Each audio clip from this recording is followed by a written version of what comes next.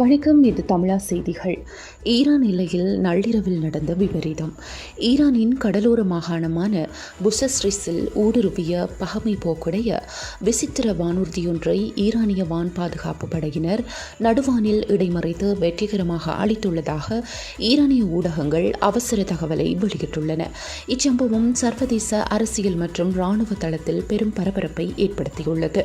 இதுகுறித்து ஈரானின் அரை அதிகாரப்பூர்வ செய்தி நிறுவனம் வெளியிட்டுள்ள அறிக்கையில், இன்று இரவு நிகழ்ந்த இந்த வான்வெளி சம்பவம் ஈரானிய வான் எல்லைக்குள் அத்துமீறி நுழைந்த பகமை நாட்டின் வானூர்தியை ஏவுகணைகள் மூலம் முற்றாக அளிக்கப்பட்டுள்ளது என ஜெஹம் மாவட்டத்தின் ஆளுநர் மசூத் தங்கேஸ்தானி தெரிவித்துள்ளார்.